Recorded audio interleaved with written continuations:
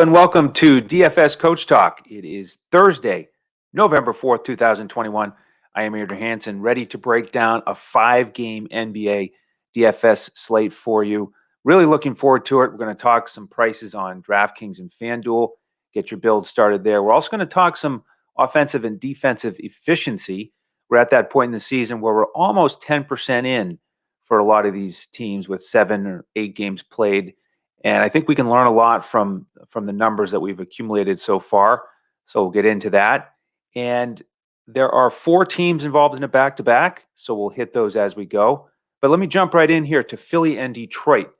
The 7 o'clock tip, the early game, and this is a perfect opportunity to talk about some of these efficiency numbers. So let's start with Philly. They are the slowest team in the league. Okay, they're 30th. 92.2, which means on average 92 possessions per 48 minutes. Now, what does it look like on the other end? Well, we have Houston on this slate, along with the Lakers, believe it or not. They are tied for first in pace this year, 105.9 possessions per 48 minutes.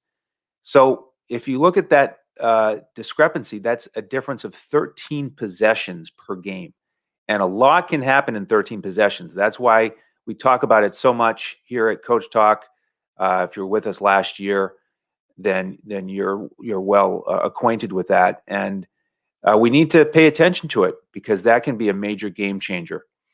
Now, with those possessions, what does Philly do? Well, they're number 1 in offensive efficiency this year, 113.4, which means that every 100 possessions they average 113.4 points. So you can do some calculations to try to figure out what a team is going to score in a game because Philly, again, they don't even get 100 possessions per game because they're so slow, but they're very efficient. All right, now let's look at Detroit on the other side. They are fast. They're 6th in pace, but very inefficient. They're last, 30th in the league, only 93 points per 100 possession. So this is the recipe for a blowout. With a team that pushes it and doesn't score like Detroit against a team that's very efficient like Philly. Now, I'm a little surprised that the spread here is 5.5 and the total is 207. And I think part of the reason for that is it's in Detroit. When these teams played last week, Philly only beat them by 8. And now we have Danny Green and Tobias Harris out. It's also a back-to-back for Philly. So maybe we'll get some late news that Embiid's going to sit. I'm recording this at lunchtime here on Thursday. So before I go any further, I want to talk about 2 of the other teams on this slate who really are off to a rough start, and the numbers back that up. If you look at Houston, like I said, they're number 1 in pace, but they're 28th in offensive efficiency. So that's going to lead to some bad losses. They're 1-6. And then OKC, also fast this year at 6th, also inefficient offensively. They're 29th. And oh, by the way, bad defensively. Oh, by the way, what a big surprise. They're 1-6. So you get these teams that are fast and inefficient, and it leads to losses and often blowouts. And so that's why we look at these numbers. All right, so back to Philly and Detroit here. With Green and Tobias Harris out last night in that win over Chicago, we saw that starting lineup of Maxey, Curry, Korkmaz, Thibault, and Embiid. I think there's a decent chance we'll see that same starting 5. Maybe they play around with it and Niang gets out there if they want a little bit more size to deal with Bay, Grant, and Stewart, that front line. But the guys that I'm interested in, I want to start with Thibault here. As you all know, one of my favorite value plays when he gets minutes. 6x last night, really stuffed the stat sheet. And I want to hit another metric that we come across often here, per 36. And if you just look at the DraftKings note on Thibault today, it says his per 36 numbers are 7, 3, 2, 4, and 2. Last night, it kind of jumped out at me. His line was almost that exact line. His numbers were 8, 4, 1, 2, and 3. So, like I said, 6x return on both sites. And today on DraftKings, his price is even lower at $3,600. So if he starts, I think he's locked in for me on DraftKings. Fanduel, very playable, still at 4,400. Maxey, he's been a little bit inconsistent this year with minutes and production. Did play well against Detroit in that last matchup. Played well last night. Did play 37 minutes, so we'll see how he does on a back-to-back. He's a fair price around the mid-fit 5K range. And then Embiid, he's a wild card here because he smashed against the undersized Stewart and Detroit 30 and 18 last week. Didn't play very well last night in 34 minutes. So he's a GPP only for me tonight at his high price tag. I like some of the other stars in slightly better spots on this slate. With Detroit, let's start with Cade Cunningham, shall we? And a lot of talk about him and disappointment because in that last game, he shot 2 for 14 from the field. And I had him locked in on DraftKings, so I didn't enjoy the 2 for 14. But this is a situation where I think the perspective is really important. Now, with a guy like that, if he's 3,600 and he gets 14 shots, if I know that, I'll live with the results. Again, I would prefer that he shot better and scored more fantasy points, but I don't look at that as a bad decision. I look at that as a poor performance, and that's part of the game.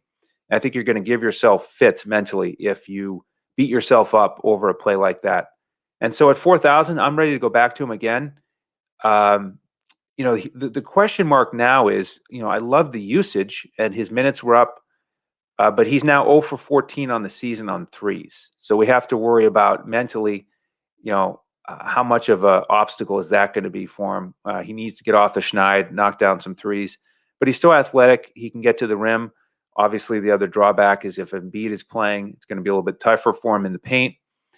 But again, he's maybe not 100% lock for me. And definitely not a lock on FanDuel at 4,600, but playable on both sites. And we'll just have to see what other value pops up. There are some decent value prices so far, which makes it less of a need to play him. But I think we'll probably be kicking ourselves if we don't play him and he takes 14 shots again. His backcourt mate there, Killian Hayes, kind of interesting because he's so cheap, 3,900 on DraftKings. Just not shooting it well still, 28% from the field. So just not expecting a ceiling game from him on any given night. Bay and Grant, I want to touch on them real quickly here because, decent price for guys that are getting big minutes. Neither one of them, though, is really clicking yet this year. Just look at their shooting numbers here. Bay, 39% from the field, 29% on threes. Grant, 39 and 31. They both are averaging 31 DraftKings points. So, if you just look at the numbers, I'd rather play Bay because he's almost 1,000 cheaper. But Grant, a much better player, of course, liable to break out at any time when he can pick up some stocks. But I think Thibault can give him some trouble. So, not really where I'm looking today. I'm really looking here at Thibault, Cade Cunningham potentially, get some value plays in that first game, and then get ready to pay up as we go through the slate. All right, game 2, we've got Utah and Atlanta, 7:30 Eastern. Utah favored by 1.5 on the road here. Biggest total on the board at 220. And what we like about this game is that both of the teams are top 10 in offensive efficiency. Utah off to a great start defensively as well. They're third, so could make it tough on Atlanta. Atlanta middle of the pack defensively. Pace, Utah 4th, Atlanta 29th. So Atlanta kind of has that profile like Philly. They're slow, but they're efficient. Injury news here. Gobert is out, so it's Hassan Whiteside time. Now, he's probable with the ankle, but if he goes, I'm absolutely going to lock him in as well. Yes, he's going up against Capella, but his price does not reflect what he's likely to get in terms of minutes. 4,100 on DraftKings, 48 on FanDuel. Let's look at his per 36 numbers. He's averaging 7 and 7 right now, playing 16 minutes. And if you calculate out the fantasy points over 36 minutes, he's projected to hit 45.33 fantasy points on DraftKings. That's a little 11x return at 4,100. So I'll sign up for that every day of the week. I also love that he's 11 for 11 on free throws this year. Love that with a big man. So lock in Whiteside if he's playing. I also want to look at one of these guards potentially for Utah. They're really good prices, especially on FanDuel. Donovan Mitchell only 8,000 after that, great performance against Sacramento. Now he's questionable right now with an ankle. He twisted it right before the half, finished strong, so he played through it, well. So I'd be surprised if he sits. Now, if he plays, he may have to deal with some DeAndre Hunter defense, which is challenging. But 8,000, still playable for me. A little tougher on DraftKings at 94. Conley, though, he's also in the mix for me. 5,200 on FanDuel. He had 30 actual points against Sacramento. Looked great on his jumper. Nice matchup with Trae Young on the other side. And then if Mitchell sits, then Clarkson is right into the picture at only 5,000 on FanDuel. I don't think I'll get to anybody else on Utah. We've got Royce O'Neal questionable. So if he sits, you're going to see some more minutes from Eric Paschall and maybe even some Azubuike backing up Whiteside. With Atlanta, we have a back-to-back here. They lost to Brooklyn last night, and their starters played big minutes after three of them had some injury designations going in. Trae Young with the knee, Bogdan with the back, John Collins with the foot. Now, as of right now, John Collins is the only one who's being called questionable for today. So we'll just have to wait and see on that. But, it is a tough matchup defensively.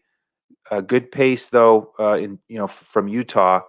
So you could look at one of these Atlanta guys, especially if Collins is out. You'll have some more usage to go around.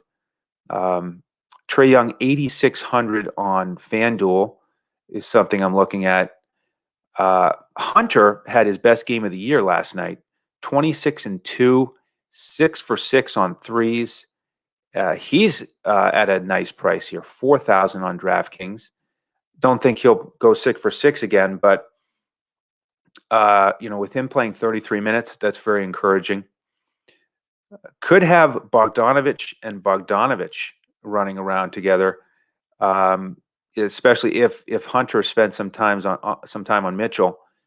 So that'll be interesting, but don't love their price tags again unless we get some injury news, like if Collins is out. But that really would open it up more for Cam Reddish, Gallinari to get more minutes and shots. And then Capella, he's a decent price too. 6,400 on FanDuel, played 33 minutes yesterday. So the problem is just positionality. The new regime here is still have that option on DraftKings for 2 centers minimum. FanDuel, you just have to hope for a center being also eligible as a power forward. But bottom line here is I'm looking at one or two of the Jazz guys, maybe one of the Hawks. All right, game 3 is also at 7:30. Boston and Miami tipping off on NBA TV tonight. And Miami favored by 6. Total here, 214.5. Boston coming off a smooth win over Orlando, where they came out hot in the third quarter, ended up winning by 13. Easy trip here from Orlando down to Miami. So not the most taxing of back-to-backs. But Miami here really off to a great start. They're 6-1. How about their numbers? They're fast. This year, they're 8th.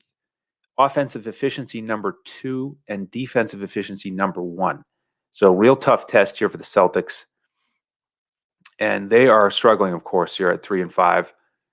Offensive efficiency 21, defense 26. Jaylen Brown and Tatum really not shooting it that well. Tatum, poor shooting so far. Brown a little bit better, and he's cheaper.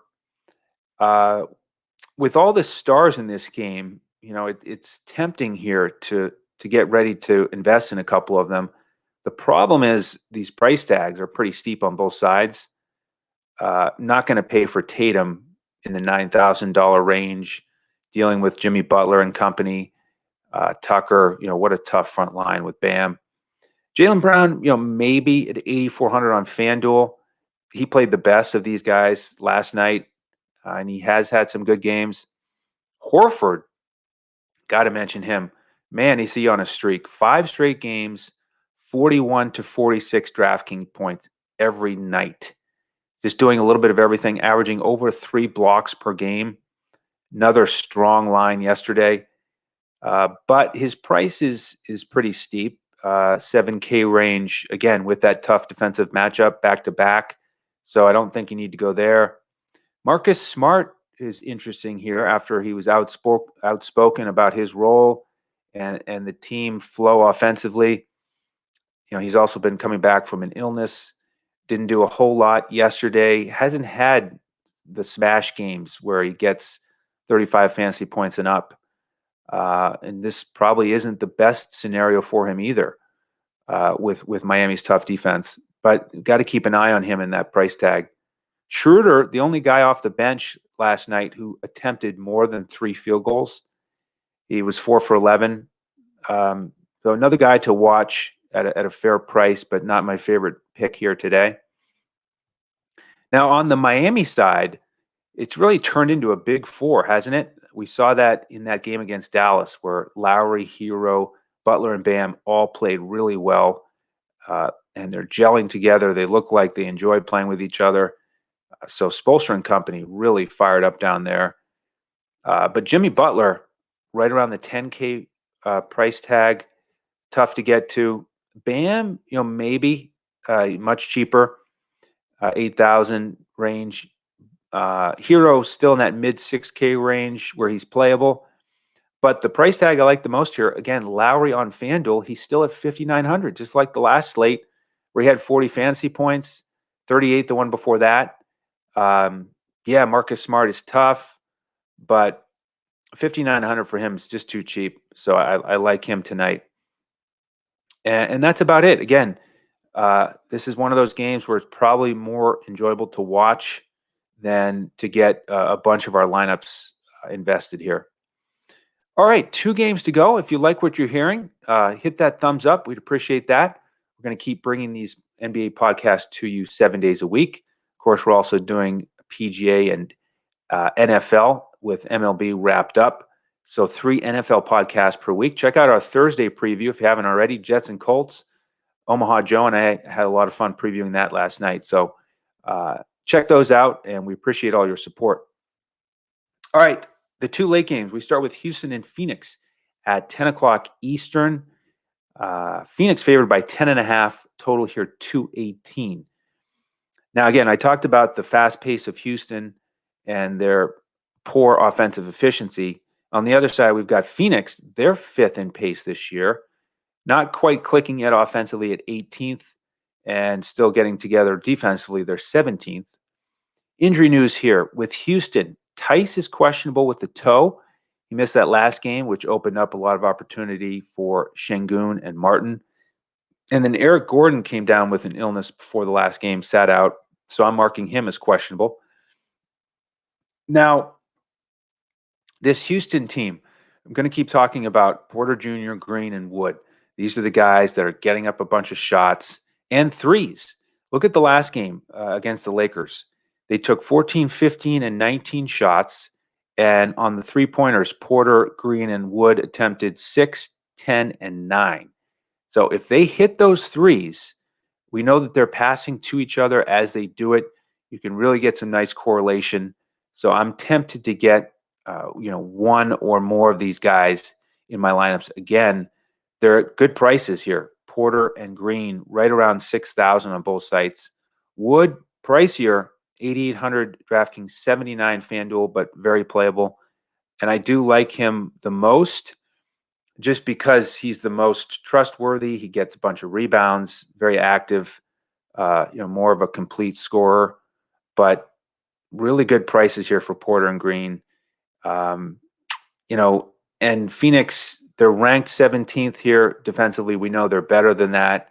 So it's not a great spot, but again, good pace on both sides, and you've got the volume and talent. So if they can just rein it in, hit some shots, take care of the ball, then they'll be good plays. So I'll keep playing with that. And then we got to watch this news. If Tice is out, Şengün is playable, but he's one of a handful of value plays at the big tonight. So not a must play, but he held his own last time out. And then Martin really stepped up, 14, 4, and 3 in 28 minutes. Really good price on both sites in the 3K range. So he's a key potential value play. On the Phoenix side, got to start with Chris Paul. You know, monumental milestone performance last game, ending up third all time in assists with one of his classic lines of 14, 7, and 18. So congrats to him. Playable, 7,800 on FanDuel is attractive. Booker in play for me again here with the pace and the defense that's a little bit lacking with Houston. Did not shoot it well in that last game, 7 for 20. Did not enjoy watching that, but he could bounce back here pretty easily. The bigs, we got to watch that here because Ayton is questionable again. JaVale was the value play on the last slate, wasn't he? And I watched a lot of that game. Surprising that he only played 19 minutes because when he was out there, he was doing damage. 18 and 5, a number of kind of highlight plays and almost plays where he's attempting blocks. He's got his hand above the backboard square, just missing. So he was fine, but man, he can really pile up the fantasy points while he's out there on both ends because Chris Paul was looking for him on the lobs and the cuts, and he can do big damage defensively, of course. So he's in play if Ayton is out. Frank Kaminsky, though, let's not forget about him. He said, don't forget about me as a value play. 29 minutes, he went 17, 3, and 3. Really good price, especially on DraftKings at 3,500. And then that's probably it for me. With Phoenix, we also have Cameron Payne questionable with the hamstring. If he gets back in the mix, then Elf might be back on the shelf on the bench. All right, last game of the night here. OKC and the Lakers, they've got the 10:30 tip, and it's a 215.5 total. Lakers favored by 13. And we all remember what happened last time these guys met. OKC with an enormous comeback in the second half to stun the Lakers and win. LeBron did not play that game. He is marked as questionable today with the ankle, but that's been the story throughout the season. I kind of think he'll play, make sure the Lakers get the win this time. If he does, we've got all three of the big guys for the Lakers over 10,000 on DraftKings. So a little pricey if you want to get one of them in your lineups. Russell Westbrook only 9,200 on FanDuel. So that's something I'm going to keep my eye on. He did have a solid triple-double against OKC last time out, but again, LeBron wasn't there. So the usage will go down. AD 30 and 8 last time out against OKC. But in general, going to fade those guys because of the price tag when they're all playing together in a potential blowout. Yeah, OKC beat them last time, but if LeBron plays again and Dort doesn't play, he's questionable with the shoulder, then obviously the Lakers are in a great spot here. And, looking at the numbers again, OKC just not effective or efficient offensively, bad defense. Dort, even if he does play, he's not shooting well offensively. So they're just a real work in progress here. Now, Shai Gilgeous-Alexander, is their leader and has had some strong performances, including against the Lakers. And he's 7,600 on FanDuel. That's a price I'm looking at. Giddey had 18 and 10 against the Lakers. He's a mid-tier option. Favors was actually pretty solid, 15 and 6 against the Lakers. He may start again. He's a fair price. I'm not going to go to anybody on that OKC bench. Swinging back over to the Lakers here. The other injury news, we got Dwight Howard questionable and Ellington probable to be active. He's been dealing with a hamstring. So other than the big three, if Bradley starts, sure, he could be a punt play on DraftKings at 3,000, still listed as a small forward. It's kind of funny. Bazemore, probably not. The bigs, probably not. And probably not that bench either. Melo has had some decent games. The price is sticking in that mid-tier range. And then just not enough consistency from Monk, Reeves, and Rondo. Always a factor to get involved in and shift the rotation there. So that is the 5-game overview. Hope that helped you get ready for the slate. If you want to grab my lineups tonight, come to dfscoachtalk.com. Sign up for your membership there. We will send you an email and invite you into our Discord.